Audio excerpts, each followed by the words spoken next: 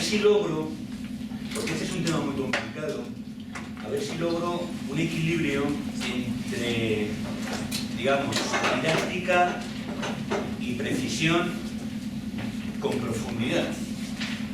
Entonces quiero fijar una serie de ideas fundamentales, pero que, como digo, son bastante complicadas, ¿no? Bien, decía uno de los grandes filósofos de la tradición marxista, Lukács, en un libro célebre, Historia y Conciencia de Clase, que en cuestiones de marxismo la ortodoxia pertenece exclusivamente al método.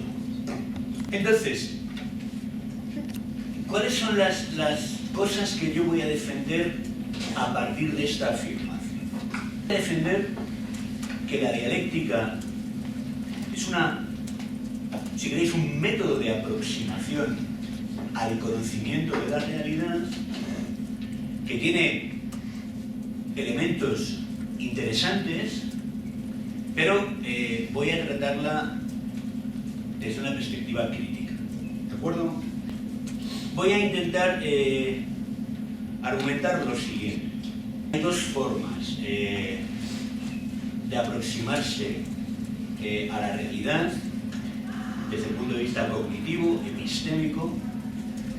Una es la ciencia positiva, y la dialéctica se puede ver como una forma distinta desde mi punto de vista complementaria de aproximación a la realidad. ¿De acuerdo? Entonces, esta es la primera idea que voy a decir. Esta dualidad en la aproximación a la realidad, en el intento de conocimiento de la realidad. Bien, voy a poner tres ejemplos para que veamos la gran diferencia que hay en el enfoque científico positivo y la mirada, si queréis, dialéctica. Un primer ejemplo, un objeto, ¿de acuerdo? Es una botella, está llena de agua. Bien, ¿cómo ve este objeto la ciencia? Pues bien, lo ve o lo intenta ver en su máximo nivel de abstracción, es decir, como un grave. Y en cuanto grave, ¿qué le interesa a la ciencia de este objeto? Pues le interesa la masa, le interesa la distancia relativa con respecto a otros objetos, y en función de una serie de magnitudes que son universalizables, pues puede, aplicando a lo mejor la teoría de la mecánica de partículas, pues si el objeto se lanza, pues puede predecir y describir y explicar su trayectoria. Si se cae, puede predecir y explicar su aceleración, porque está aplicando una serie de teorías que se refieren a los graves en general, ¿de acuerdo? Lo que no le interesa a la ciencia es este objeto en cuanto tal, ¿de acuerdo? La ciencia desindividualiza al objeto. Por eso decía Aristóteles, solo hay ciencia de lo universal. Es decir, puede haber ciencia de los graves, pero no hay ciencia de este grave en concreto. ¿De acuerdo? Pues bien, la dialéctica es una mirada muy distinta. A la dialéctica le interesa este objeto en cuanto que es este objeto y no otro, en cuanto que no es universalizable. Es decir, la dialéctica individualiza al objeto. La ciencia intenta abstraer de su individualidad y hacerlo objeto de un conocimiento que aplica leyes generales. ¿Vale? ¿Me seguís? Por lo tanto, la dialéctica, ya para empezar, es una mirada individualizadora de la realidad. Otro ejemplo. Yo mismo, o cualquiera de vosotros. Yo soy Andrés de Francisco y soy un individuo. ¿De acuerdo? ¿Cómo me miraría a mí la ciencia positiva? No como Andrés de Francisco, sino como alguien que pertenece a la especie Homo sapiens sapiens. ¿De acuerdo? Buscaría en la naturaleza humana, que yo comparto con otros individuos de la misma especie, y a partir de ahí proporcionaría mucha información. De tal manera que si yo quiero conocer quién es Andrés de Francisco, me interesará mucho lo que la ciencia tiene que decir de mí en cuanto Homo sapiens sapiens, ¿no? Porque hay mucha información, hay mucha investigación empírica, mucha investigación objetiva, desde la psicolingüística, la paleoantropología, la neurociencia, vuelcan una cantidad ingente de conocimientos que a mí me interesa mucho para saber también quién es Andrés de Francisco, ¿de acuerdo? Sobre mi arquitectura cognitivo-emocional, que es la que comparto con vosotros, sobre mis aptitudes genéticamente condicionadas, que están ancladas en mi naturaleza humana y que también comparto con vosotros, etcétera, etcétera, ¿de acuerdo? Incluso me interesa saber cómo respondo yo en cuanto que grave, porque yo también estoy en el mundo de la física. O sea, lo que la física tiene que decir sobre los graves en general también me interesa a mí, ¿de acuerdo? Puedo aprender mucho. O sea, yo estoy sometido a las mismas fuerzas y a las mismas leyes de la física que este objeto. ¿Me seguís, no? Ahora, ¿cómo me mira la dialéctica? De forma contraria. Le intereso en cuanto a Andrés de Francisco, es decir, como individuo, como singularidad, como totalidad concreta. Y ahí introduzco un término que es muy específico del lenguaje de la dialéctica: totalidad concreta. ¿Vale? Y a cualquiera de vosotros, la dialéctica os miraría en cuanto que individuos irrepetibles. ¿Y qué es lo que nos hace irrepetibles para la dialéctica?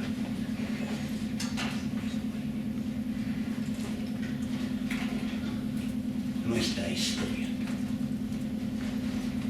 Yo soy Andrés de Francisco en la medida en que tengo una historia que no es universal. Tengo mi propia historia, mi propia biografía. Y esto es lo que me individualiza. ¿Veis la diferencia de enfoques? ¿Veis? La gran pregunta es si estas dos perspectivas son excluyentes. Si concretamos en Marx, si Marx, en la medida en que se describe a sí mismo como defensor de la dialéctica, y lo hace explícitamente, de la dialéctica hegeliana transformada por la visión materialista de la historia, pero dialéctica al fin y al cabo, la pregunta es si Marx renuncia a la ciencia en beneficio de la dialéctica. Mi respuesta es que no. Mi respuesta es que Marx es un científico y que la dialéctica le sirve para realizar descubrimientos muy interesantes, pero también le pasa malas jugadas. Pues bien, la prueba más clara, y voy al tercer ejemplo, la prueba más clara de que Marx no renuncia a ninguna de las perspectivas es su obra El Capital. Es decir, su análisis del capitalismo como totalidad concreta. Lo que Marx hace, en primer lugar, es intentar penetrar en la esencia del capitalismo, en su funcionamiento intrínseco. Intenta descubrir la ley de funcionamiento del capital. Y aquí lo hace desde una perspectiva estrictamente científico-positiva. Él, de hecho, estaba muy orgulloso de que, y lo dice así, de que lo que él hace en el Capital es investigación científica libre. Estas son palabras de Marx. Ni dialéctica, No, él construye un modelo teórico del capitalismo a través del cual cree haber descubierto la esencia del sistema, científico-positivamente. Entonces lo que descubre, dicho muy rápidamente, es que el capitalismo es un sistema de dominación basado en la relación asimétrica y política capital del trabajo, en cuyo seno se produce un proceso de valorización y acumulación del capital. De hecho, Marx estaba muy orgulloso y consideraba que su ley de la valorización del capital, que cuidado, vamos a ver detenidamente más tarde a lo largo del curso, es decir, el análisis de Marx del capitalismo. Ahora simplemente me interesa, desde un punto de vista, si queréis, más metodológico, ver cómo, en este caso, Marx está oficiando de científico convencional. ¿De acuerdo? Bien, entonces él estaba muy orgulloso de esta investigación científica libre, en sus propias palabras, que le había permitido descubrir los nexos internos del sistema capitalista. ¿De acuerdo? Entonces hasta ahí nada que objetar. Es una teoría o un conjunto de teorías que son susceptibles de ser discutidas por la comunidad científica, que tienen sus modelos empíricos y que además, desde mi punto de vista, goza de plena vigencia. Es decir, la mirada, la penetración teórica que logra Marx del capitalismo sigue siendo muy potente. Entonces, al margen de su variabilidad, aplicando la ley de desarrollo desigual de Trotsky, de que efectivamente el mismo sistema capitalista conoce un desarrollo diferente en África que en Suecia, pero el capitalismo como totalidad concreta, si algo es, pensaba Marx, es esto. Y yo, dice Marx, he descubierto su lógica interna frente al resto de la economía política. Y a partir de aquí, con esta ley de la valorización del capital en la mano, con esta teoría del capitalismo en la mano, puedo entrar a discutir críticamente con el resto de la economía política.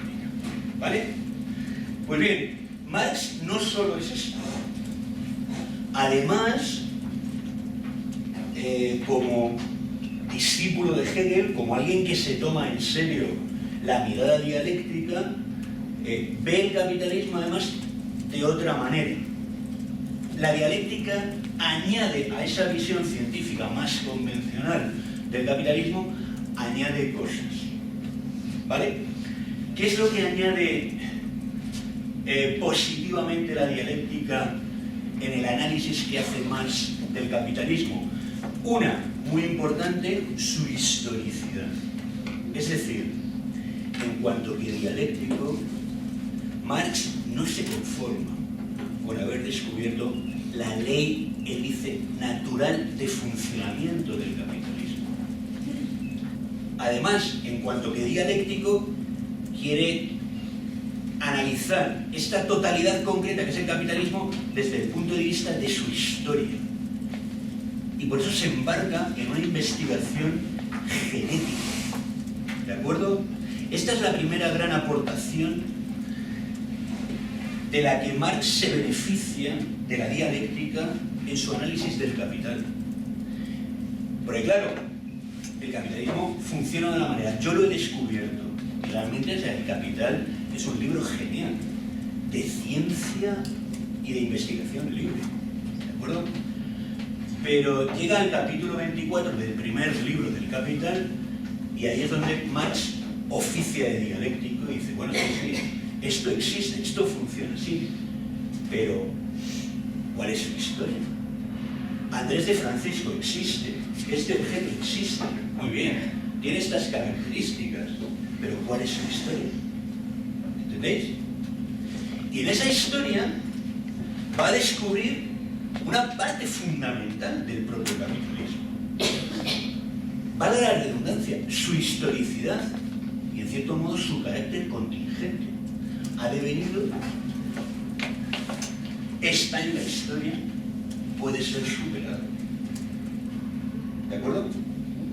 Esta es su gran aportación, conocida como la llamada acumulación originaria. Y que es muy importante también desde el punto de vista político, desde el punto de vista de la praxis. En esencia, lo que Marx descubre haciendo ya de historiador, pero motivado por la visión genético, procesual, dialéctica de la realidad, también del capitalismo, lo que descubre es que la historia, la génesis del capitalismo es todo menos dulce. Es una génesis basada en una durísima lucha de clases, caracterizada por el robo, por el pillaje, y basada fundamentalmente en un proceso de expropiación o desposesión de sus medios de vida de las clases directamente productoras.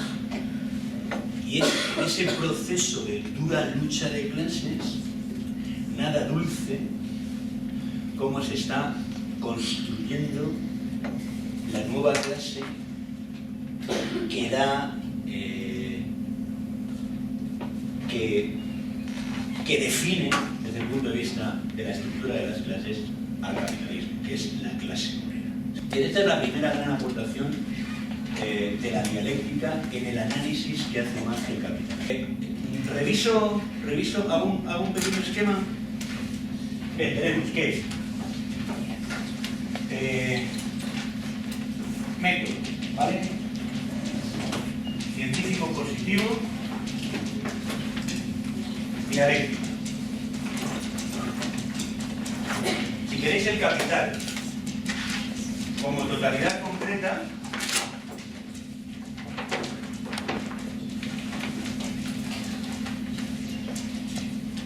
está aquí, y son las leyes de funcionamiento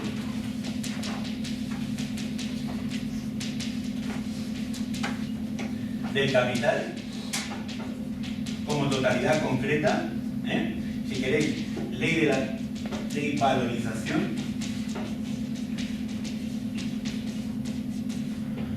pero también está aquí, y aquí va a estar en un doble sentido. Primero, en el análisis de su génesis histórica,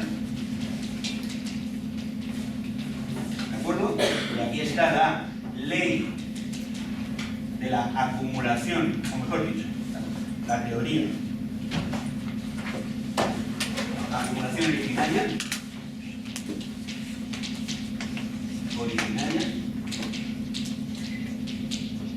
es decir, el capitalismo es, ¿de acuerdo? Y es susceptible de ser analizado en su lógica interna estructural, pero a la vez es una realidad con historia, cuya génesis hay que descubrir, ¿de acuerdo?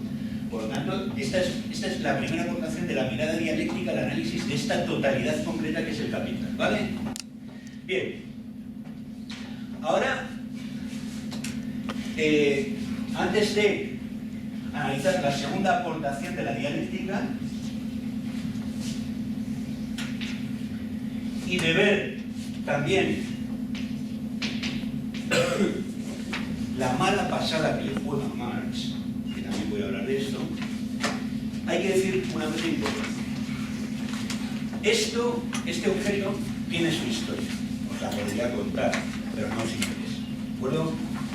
Podría decir, fue un regalo, la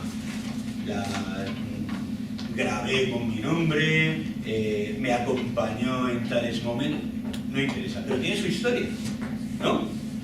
Bien, la naturaleza misma también tiene su historia, y si no, que se lo digan a los astrofísicos, a los cosmólogos, que sí, ven el universo como un sistema que funciona sometido a determinadas leyes, pero que también tiene su historia. Bueno, constantemente estamos viendo programas en la televisión sobre la historia del universo. La teoría del Big Bang es una de las grandes aportaciones genéticas que nos dicen que este universo tiene una historia, que tiene unos millones de años de historia, etcétera, etcétera. ¿Vale? Bien, nosotros como sociedad, el capital como totalidad concreta, ya digo, también tiene su historia. Pero hay una diferencia fundamental. Hay una diferencia fundamental. Y es que la naturaleza de este objeto, la naturaleza material, no tiene conciencia.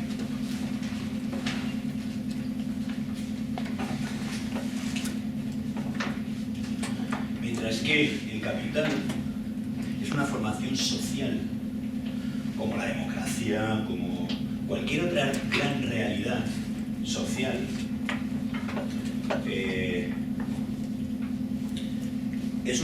es el resultado de procesos históricos con conciencia, es decir, donde participamos individuos que no somos como este objeto, que no somos como una piedra, sino que somos individuos con voluntad, sujetos intencionales. Pues bien, esto de la conciencia es fundamental también en la mirada dialéctica de la realidad histórica humana. ¿De acuerdo? ¿Por qué? Porque se pone en juego una relación complicada entre el sujeto y el objeto. Porque de alguna manera ya la historia va a ser una historia con sujeto, hecha por los hombres. Los hombres, los seres humanos, hacemos nuestra historia. Participamos como sujetos agentes, como sujetos conscientes. ¿De acuerdo? Pues bien, y esto es para mí lo más complicado de la mirada dialéctica de la historia humana, y es la relación sujeto-objeto. ¿Por qué?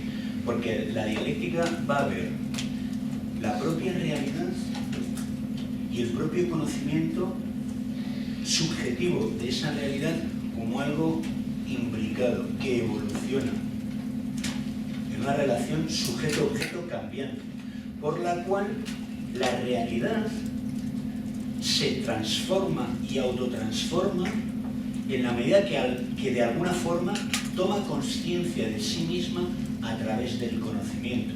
Y nosotros tomamos conocimientos de nosotros mismos ensuciándonos las manos, haciendo nuestra propia historia. ¿De acuerdo? Esto es un tema complicado.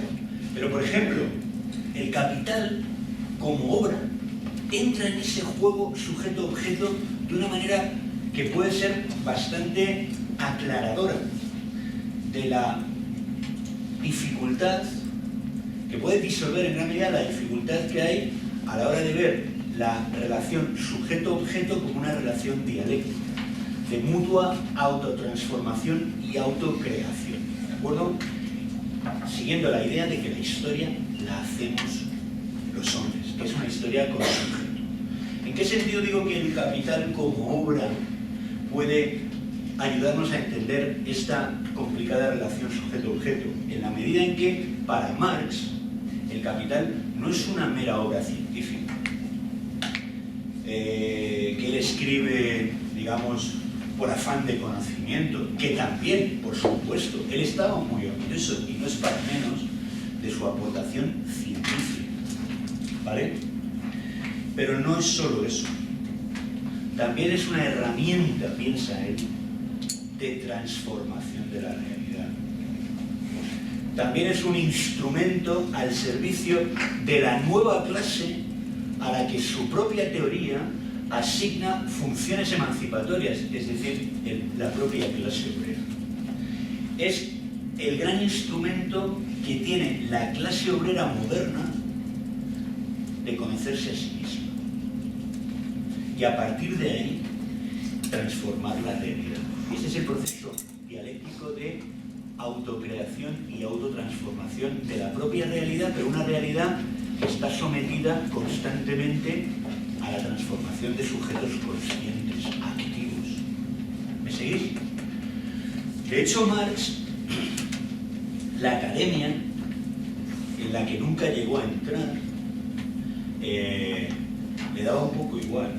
O sea, él y Engels ya habían dado a los roedores, como ellos mismos dicen, su ideología alemana. Ya se habían aclarado cuando escriben la ideología alemana y se la dan para que se la coman los ratones, los roedores. La academia le estaba bastante igual. ¿Por qué? Porque ellos, como dialécticos, eran revolucionarios. Tenían una concepción, mejor dicho, revolucionaria de la dialéctica. La realidad no era algo simplemente para ser contemplativamente conocido, sino para ser activamente transformado. ¿Vale? Y en este contexto, el capital es una herramienta que entra en ese juego de la dialéctica histórica, como herramienta de autoconocimiento y como herramienta de transformación de la gran clase que el propio capitalismo pone para transformar la sociedad y llevarla hacia, digamos, un horizonte de emancipación. ¿Vale? ¿Me seguís en esto? De hecho, él pensaba que la economía académica era prácticamente o bien economía vulgar o economía directamente apologética. Y él lo que quería era que el capital lo leyeran, lo estudiaran, lo trabajaran los obreros, en las fábricas, en grupos de trabajo, etcétera, etcétera. Fijaos lo que dice en el propio Capital. Dice, la rápida comprensión con que amplios círculos de la clase obrera alemana recibieron el capital es la mejor recompensa por mi trabajo. La gran capacidad teórica que pasa por ser el patrimonio alemán ha abandonado totalmente a las clases presuntamente cultas de Alemania y renace, por el contrario, en su clase trabajadora. Marx no escribe el Capital, obviamente él sabe que es una obra científica mayúscula y supone que va a ser comentada en estos niveles, pero realmente él la comprende, la entiende como una herramienta de trabajo político, ¿de acuerdo?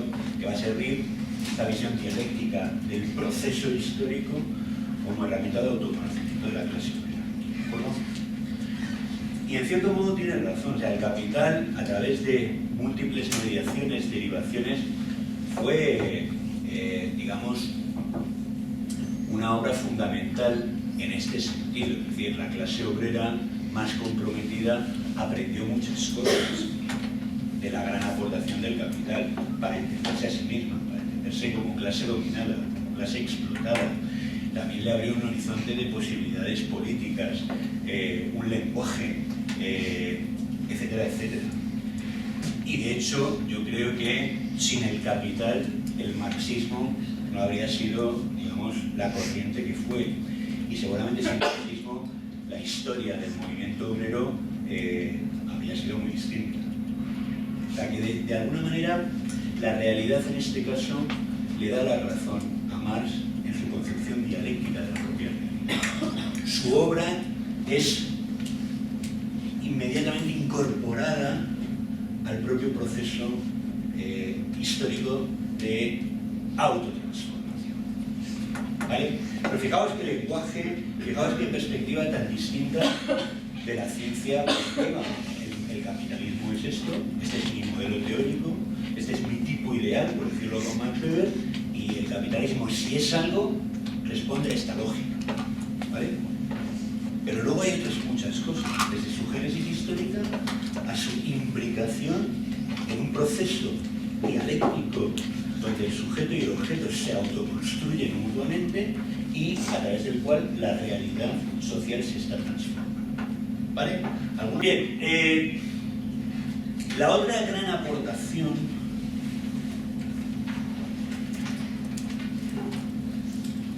de la dialéctica, en el caso del análisis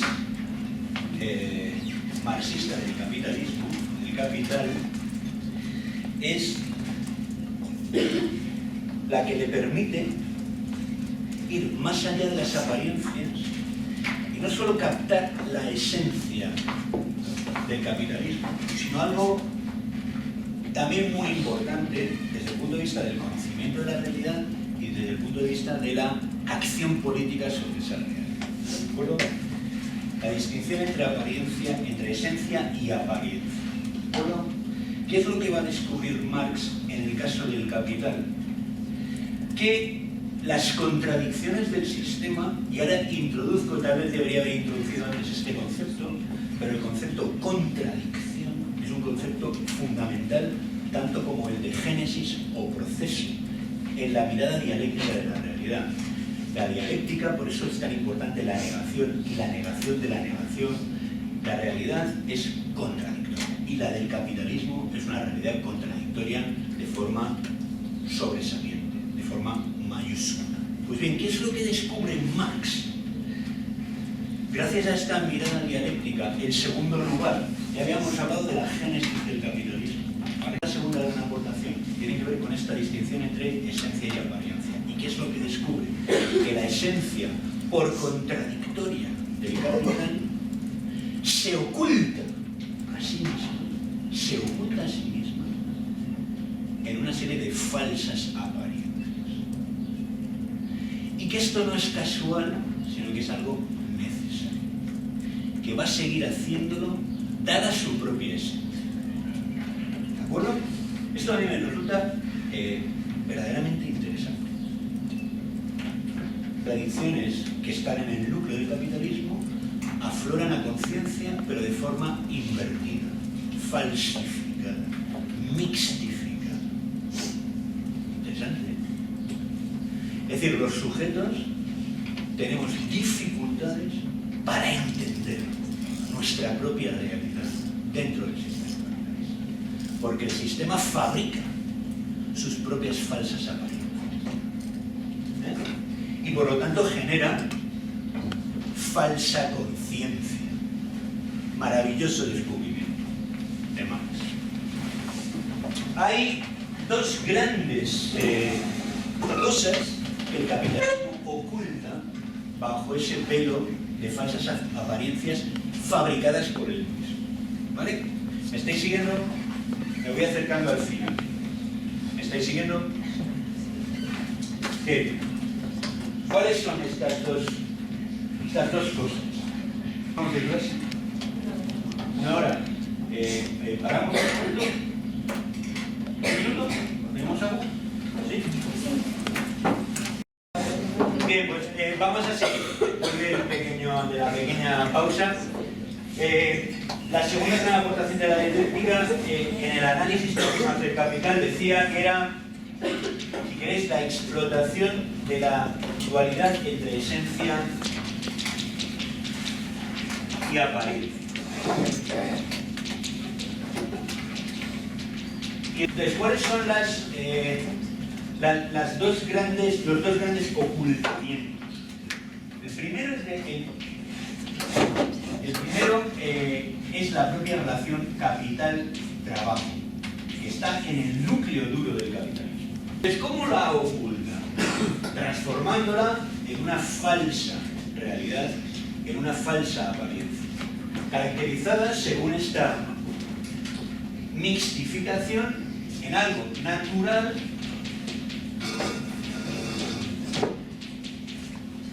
a partir de lo cual, además, se convierte en una relación basada en la libertad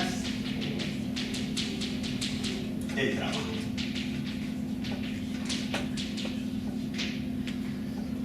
¿Qué hace Marx?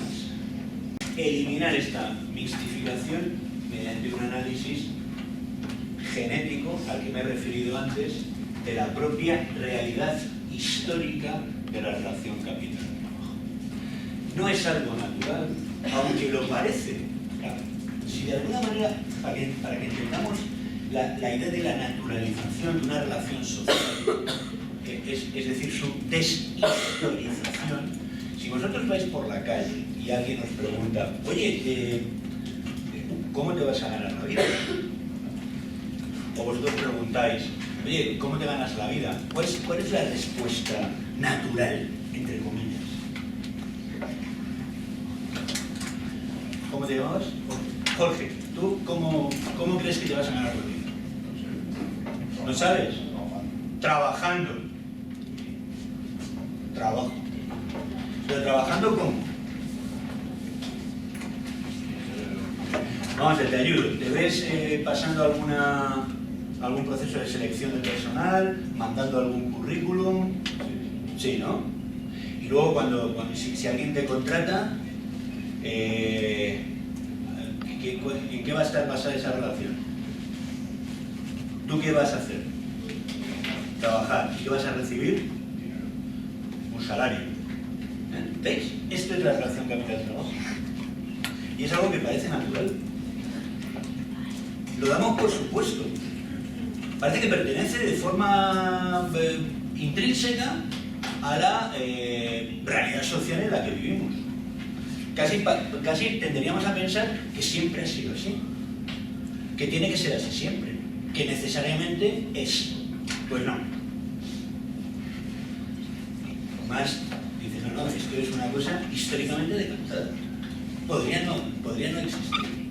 Si esa lucha de clases hubiera sido diferente, pues la realidad actual podría ser distinta también. Y en el futuro, dependiendo de la propia resolución de las contradicciones de la sociedad, también el futuro no está escrito, ¿vale? En principio. Pero claro, en ese estudio genético en el que Marx desnaturaliza esta relación capital-trabajo, la mete en la historia, la individualiza, descubre además que lo que acabamos por pensar es que a la hora de entrar en la relación capital-trabajo lo estamos haciendo como sujetos libres, ¿no?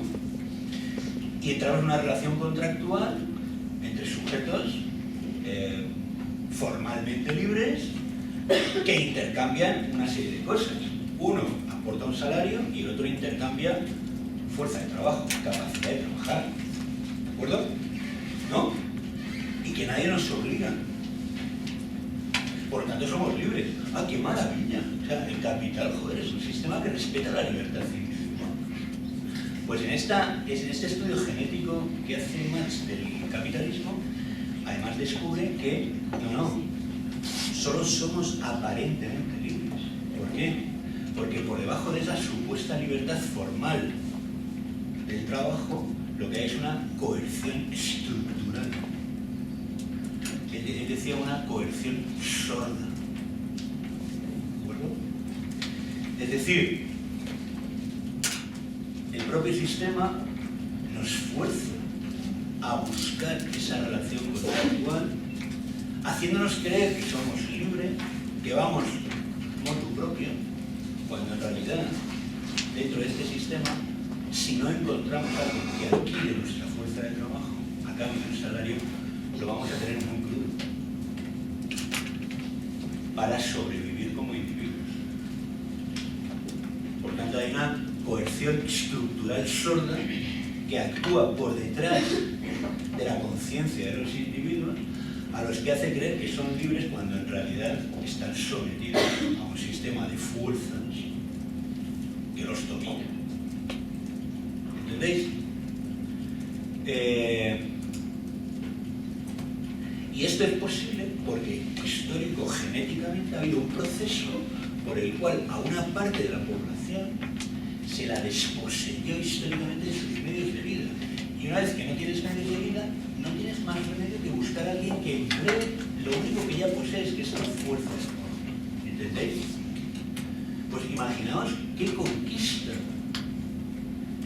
representa esto desde el punto de vista de la relación sujeto-objeto dentro de la gran dinámica histórica.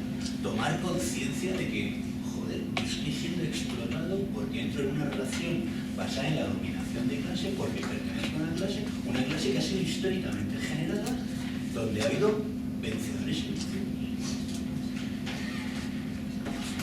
¿Vale?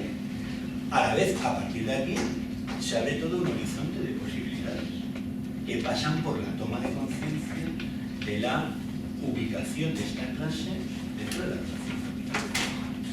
Pero ya hemos desmitificado ya esa falsa apariencia que necesariamente se produce. Marx, digamos, rasga ese velo, que es un velo de ignorancia, detrás del cual la esencia del capitalismo se está ocultando. Creo que ahí hemos entrado, cuidado, nos comprendemos mejor a nosotros mismos. En función de esa autocomprensión podemos engranar nuestra acción, nuestra actividad en un proceso político diferente, emancipador, autoemancipador. ¿Vale? Esta es el primer gran autoocultamiento del capitalismo, de su esencia, detrás de falsas apariencias. ¿Vale? Detrás esas de falsas apariencias que arman, digamos, procesos ideológicos basados en las falsas conciencias, la falsa conciencia. Tenemos, ¿no? El otro gran proceso de mistificación, es decir, de falseamiento de la realidad, es el llamado fetichismo. Que hay dos grandes fetichismos. ¿Os suena esto del fetichismo? Pues esto también está dentro de este gran descubrimiento que en cuanto que dialéctico Marx hace respecto de cómo el sistema oculta su existencia, ¿vale? En este caso, naturalizando un proceso que es histórico, por lo tanto contingente, en este caso creando fetiches, ¿vale? Dos grandes fetiches. El fetiche de la mercancía y el fetiche del capital y de su productividad. En esencia, ¿qué dice Marx? La mercancía oculta el rastro de trabajo dentro de una relación social, ¿de acuerdo? Y nos cosifica en relaciones autónomas entre los objetos. ¿De acuerdo?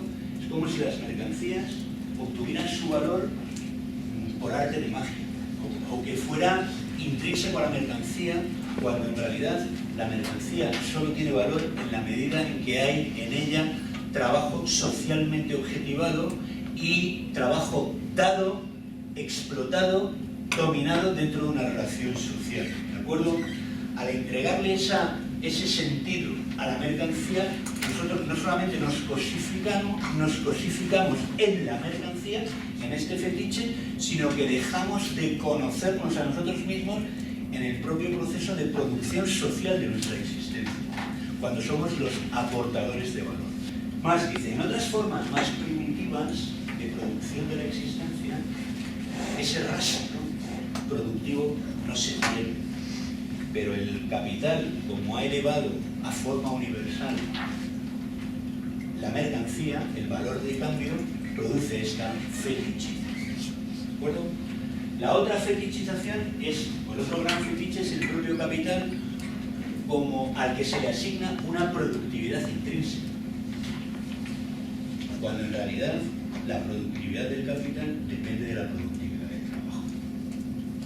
Y se está construyendo otro fetiche, como si los trabajadores no tuvieran nada que ver en el aumento de la productividad del capital. ¿Vale? Nuevamente, desmixtificar esto le permite a la clase trabajadora conocer cuál es su auténtica ubicación, en este caso como clase dominada, en ese proceso de producción, que es el capitalismo, de producción de la existencia. ¿De acuerdo? Esta es otra de las grandes aportaciones de Marx. Gracias a que, digamos, no solo lo piensa el capital intentando captar su lógica interna, sino, digamos, dialécticamente. Sin embargo, yo creo que la dialéctica también le juega una mala pasada a Marx. Y es que le hace caer en la hibris de creer que ha descubierto no solo las leyes de funcionamiento, sino las leyes de desarrollo del capitalismo. Y aquí es donde yo creo que la dialéctica fracasa. Es decir, cree poder decir que el capitalismo es un sistema que está a punto de ser superado, donde la ley dialéctica de la negación está a punto de verificarse en la realidad. ¿Has levantado la mano? Bien. Fijaos lo que dice.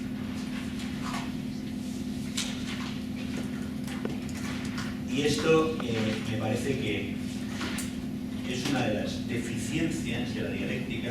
Dice él, en el propio Capital, ya hacia el final, la página 953 de la edición que yo manejo, que es la de Escarón, la de siglo XX. suena la hora postrera de la propiedad privada capitalista. Los expropiadores son expropiados. Y también dice, la negación de la producción capitalista se produce por sí misma, con la necesidad de un proceso natural. Esto lo dice una página después de la anterior cita. ¿De acuerdo? ¿Veis la idea, no? Pues bien, este pronóstico no solamente no se cumple, sino que desde mi punto de vista no se puede establecer. Porque no hay leyes de desarrollo del capital.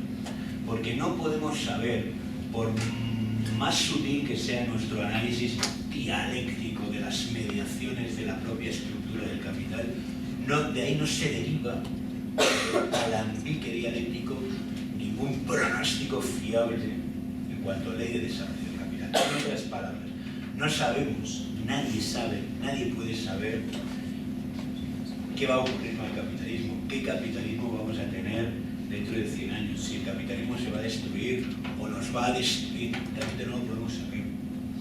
Y no lo podemos saber porque realmente no podemos decir, y en esto yo me alejo de Marx y sigo a Karl Popper, ¿de acuerdo?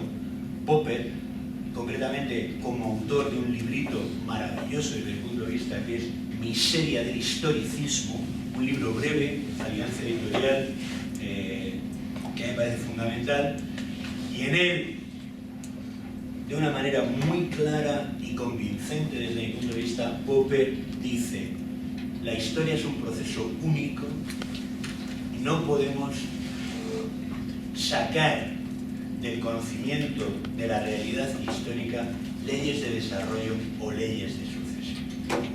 Como mucho, como hace el propio Marx, podemos entender la realidad desde el punto de vista genético, explicárnosla desde el punto de vista de su proceso de advenimiento. ¿Qué produjo el capitalismo? ¿Cómo se produjo el capitalismo? Pero no hay leyes de sucesión ni leyes de desarrollo del capitalismo que nos permitan dibujar con certeza un horizonte futuro. Pero no solo del capitalismo, de cualquier otro sistema, de la democracia, del mercado, del Estado. No sabemos realmente por qué, porque la historia, viene a decir Popper, es un proceso único.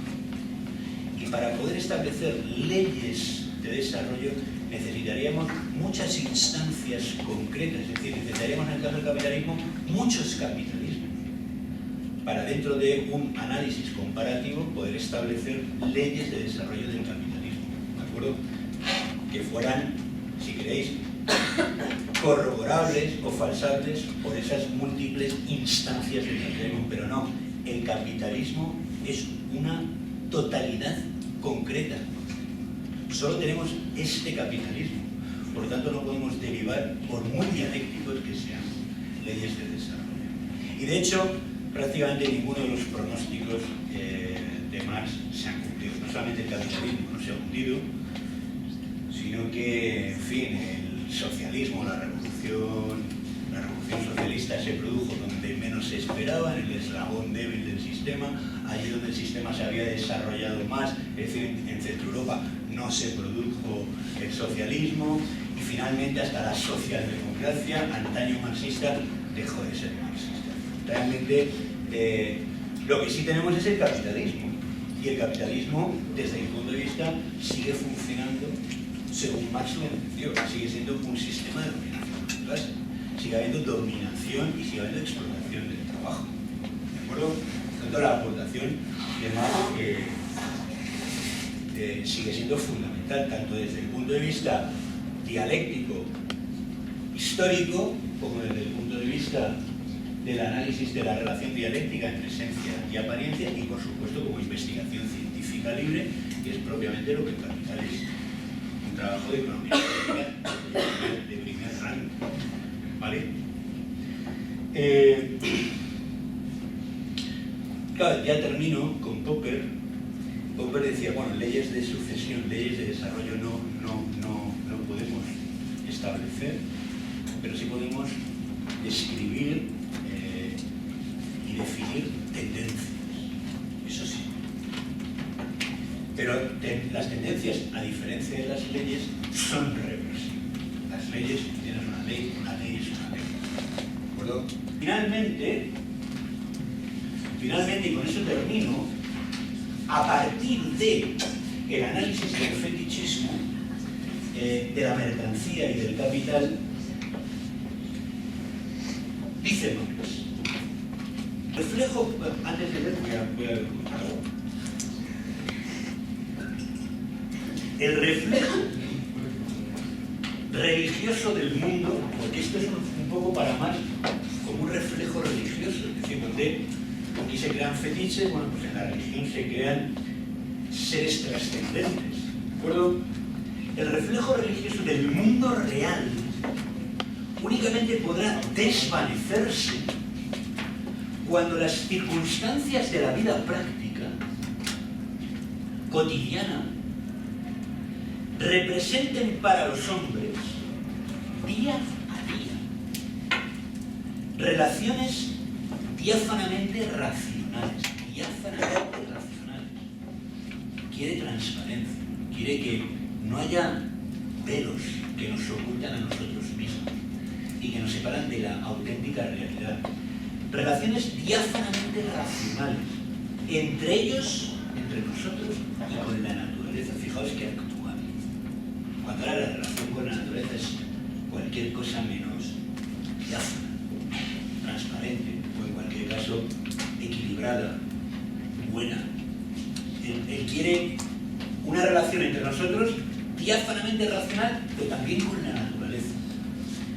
La figura del proceso social de vida, esto es, del proceso material de producción, solo perderá su místico velo neblinoso, es como una neblina mística, que solo perderá su místico velo neblinoso cuando, como producto de hombres libremente asociados. Aquí se corta la película, pero la frase que citaba era esta. La figura del proceso social de vida, esto es, del proceso material de producción, solo perderá su místico velo neblinoso cuando, como producto de hombres libremente asociados, estos la hayan sometido a su control planificado y consciente. Fin de la cita. Esta es una clave fundamental de la emancipación social y humana para Marx, a saber, la recuperación del control de la propia vida, lo cual, añado yo, nos afecta no solo como productores, sino también como ciudadanos y como miembros de la sociedad, porque las opacidades y la irracionalidad de las que habla Marx no solo encubren y falsifican el proceso económico de producción, sino también el proceso político de construcción del bien común y, en general, las relaciones sociales que estructuran nuestra vida cotidiana.